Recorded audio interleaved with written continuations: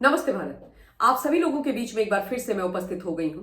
तो निवेदन सबसे पहले मेरा वही कि प्लीज आप सब लोग इस वीडियो को लाइक कीजिएगा, अंत तक देखिएगा, शेयर कीजिएगा और साथ के साथ मेरे यानी आपके अपने चैनल ममता पेन्युली काले उवाच को सब्सक्राइब करते हुए बेल आइकन को प्लीज जरूर हिट कर दीजिएगा, ताकि जब भी मैं लाइव आऊं, कोई रील या वीडियो अपलोड करूं तो उसकी नोटिफिकेशन आप सभी लोगों को तुरंत से मिल जाए। आज एक बहुत ही ज्वलंत मुद्दे पर बात आप लोगों के बीच में कर रही हूं। यह मुद्दा मीडिया और सोशल मीडिया में सुर्खियां बटोर रहा है, जंगली आग की तरह फैला हुआ है।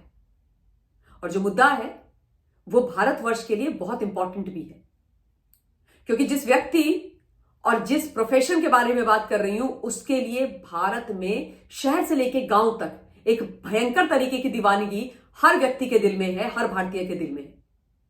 वो किसी भी धर्म पंथ से आते हो, किसी भी एज ग्रुप के हो, स्त्री हो पुरुष हो, इस प्रोफेशन के लिए वो कुछ भी कर सकते हैं। अपना काम धंधा छोड़ करके अपनी टीवी स्क्रीन के आगे बैठ जाते हैं। आई एम श्योर आप लोग अब तक समझ ही चुके होंगे कि मैं लोकप्रिय जो भारत का खेल है क्रिकेट, उसकी बात कर रही हूं। और क्रिकेट के अंदर हमारी टीम में भारत को जिन पर बहुत ज्यादा नाज है, ऐसे खिलाड़ी मोहम्मद शमी भी है, जो फास्ट बॉलर है, बहुत ही बेहतरीन उम्दा क्रिकेटर है। मोहम्मद शमी पर एक बार फिर से मुसीबत आन पड़ी है, ट्रोल हो रहे हैं। उनके खिलाफ फतवा ब्रिगेड ने अनाप शनाप बोलना आरंभ कर दिया है। एक्चुअली अगर मैं ये बोलूं कि फतवे भी एक तरीके से जारी करने आरंभ कर दिए हैं तो अतिशयोक्ति नहीं होगी। और मोहम्मद शमी का गुनाह कि जब वो भारतवर्ष को रिप्रेजेंट कर रहे हैं, दुबई में भारत के लिए खेल रहे हैं, भारत का नाम रोशन कर रहे हैं, भारत के झंडे को बुलंद कर रहे हैं, तब उन्होंने दुबई में भारत जब ऑस्ट्रेलिया के खिलाफ मैच खेल रहा था उस दौरान एक एनर्जी ड्रिंक पी ली, और वो भी रोजों के दौरान। एनर्जी ड्रिंक की जो तस्वीर थी वो मीडिया, सोशल मीडिया पर वायरल क्या हुई, जलजला आ गया कुछ लोगों के दिलों में। कुछ मौलानास ने हंगामा करना आरंभ शुरू कर दिया, तमाशा काटना उन्होंने शुरू कर दिया, नसीहत देनी मोहम्मद शमी को आरंभ कर दी और यह बोल दिया कि मोहम्मद शमी ने इस समय रोजे नहीं रखे हैं, यह शरीयत की खिलाफत है और इनको बहुत बड़े इस गुनाह के लिए सजा मिलनी चाहिए इनके। पहले तो मैं ये जो मौलाना है शहाबुद्दीन रजवी, बरेली के ये मौलाना है, उनको साफ शब्दों में ये बोल दूं कि भारतवर्ष शरीयत से नहीं चलता है, संविधान से चलता है। संविधान आप अच्छी तरीके से समझ लीजिए, पहली बात। दूसरी बात, जो भी बातें ये शहाबुद्दीन रजवी मौलाना ने बोली हैं उसके ऊपर इन्हीं के समाज से कुछ लोगों की बातें हैं, वो मैं आप लोगों के बीच में रख रही हूं। और एक बात स्पष्ट कर देना चाहती हूं कि मौलाना शहाबुद्दीन रजवी भारतवर्ष के मेरे जो मुस्लिम भाई बहन हैं उन तमाम लोगों को रिप्रेजेंट नहीं करते हैं। इनकी जो सोच है, इनकी सोच है, वो भारत के मुस्लिम्स की सोच नहीं है। दूसरी बात, इनके जो इस्लामिक स्कॉलर्स हैं, जिनको इनके पंथ की जानकारी है, वो कई बार बोल चुके हैं कि जब आप सफर पर होते हैं तो आप रोजा छोड़ सकते हैं, वो गुनाह नहीं होता है। ये मैं नहीं बोल रही हूं, इस्लामिक स्कॉलर्स जो आते हैं मुस्लिम समुदाय से वो बोल रहे हैं। एक और मौलाना है, मौलाना राशिदी साहब, उन्होंने तो एक न्यूज चैनल को इंटरव्यू देते हुए ये जो रजवी हैं मौलाना, उनको बुरी तरीके से लताड़ दिया और उनके इस पूरे बयान को शोहरत का स्टंट बता दिया।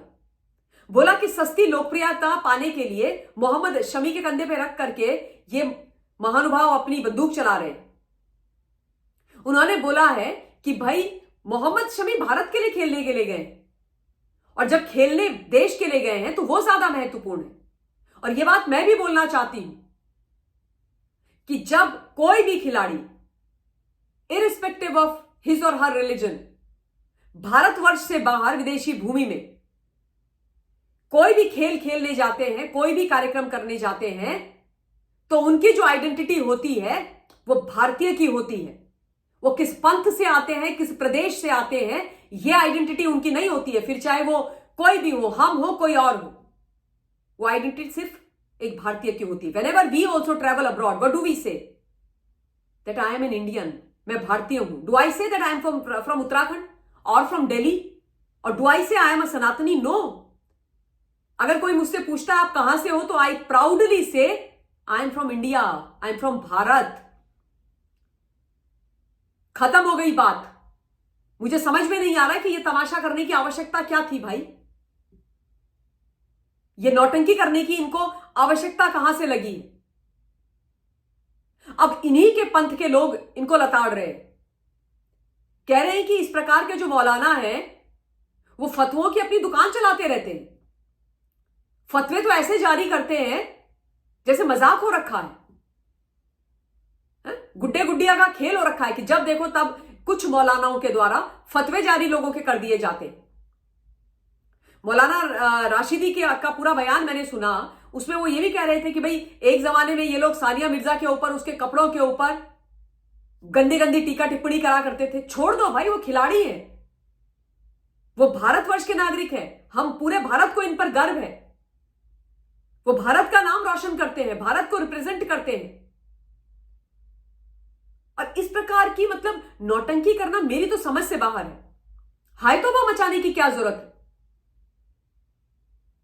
और जहां तक हमारी जानकारी है, जहां तक मैंने सुना है, काफी लोगों से मेरी इस मामले में बात हुई जो मोहम्मद शमी को जानते हैं, वो बताते हैं कि भाई मोहम्मद शमी रोजे रखते हैं और रखने भी चाहिए। वो बहुत प्राउड मुस्लिम है, वो रोजे रखते हैं और कई बार बताया गया है कि उन्होंने क्रिकेट खेले हैं रोजे रखते हुए। इस बार वो थक गए, उनको गर्मी लगी और उनका पंथ उनको अलाउ करता है कि अगर आप सफर में हैं तो आप रोजा नहीं रखें तो चलेगा, और उन्होंने वो कर लिया। तो मुझे समझ में नहीं आ रहा है ये बरेली के मौलाना काहे बेगानी शादी में अब्दुल्ला दीवाना वाली भूमिका में आ गए भाई। और मैं इनको एक बात तो साफ कर दूं कि दूसरों को नसीहत देना बहुत आसान है, पहले इस देश को अपना समझिए। आप लोग इस देश के अंदर इस प्रकार की सोच को जन्म मत दो। बट खैर, मैंने आपके सामने वही चीजें रखी हैं जो इनके पंथ के जो लोग हैं उन्होंने बोला है। एज फार एज रोजा इज कंसर्न, रोजा रखना, रोजा कुछ समय के लिए temporarily for the time being छोड़ना वाली चीजें हैं, क्योंकि मैं उस बारे में कुछ नहीं जानती हूं। I am not the expert. पर हां, मुझे मोहम्मद शमी के लिए बहुत खराब लग रहा है कि उनको ट्रोल किया जा रहा है। आप उनके बारे में अनाप शनाप बोल रहे हो। वैसे ही बेचारे वो बड़े मुश्किल दौर से गुजरे हैं, अपने आप को उन्होंने एकदम कंट्रोल करके रखा हुआ है। जिस प्रकार से उनकी पत्नी हसीन जहां ने उनके ऊपर मैच फिक्सिंग का आरोप लगा करके उनको इतना बदनाम किया, उस समय भी वो बड़े दुखी हुए थे। और तब भी उन्होंने यही बोला था कि भाई अगर मेरे ऊपर यह आरोप सिद्ध और साबित हो जाए तो जो चाहे वो सजा दे देना। एक व्यक्ति जो एक उम्दा खिलाड़ी है, जो देश के लिए खेल रहे हैं, जो देश का नाम रोशन कर रहे हैं, जिनके दिल में भारतीयता है, देश प्रेम है, आप उनके पीछे क्यों पड़ रहे हो भाई? आपको उनसे क्या नफरत है? क्या तकलीफ है आपको उनसे? समझ से बाहर है ये चीजें। पर खैर, ये विषय महत्वपूर्ण है क्योंकि औरंगजेब के बीच में ये चीज भी निकल करके आ गई है। मुझे समझ में नहीं आ रहा है कि कुछ ऐसे लोग इस देश के अंदर क्यों हैं जिनको आज भी मुगलों से प्यार है। भारतवर्ष के जो हमारे मुस्लिम भाई बहन हैं उनको वो नकार देते हैं, उनके फतवे जारी कर देते हैं, लेकिन औरंगजेब के आगे आज भी नतमस्तक है। औरंगजेब को, क्रूर शासक को अपना हीरो मानते हैं। शर्म आनी चाहिए ऐसे लोगों को, शर्म आनी चाहिए ऐसे लोगों को। इन्हीं शब्दों के साथ इस वीडियो के लिए इतना ही। बहुत बहुत धन्यवाद। जय हिंद।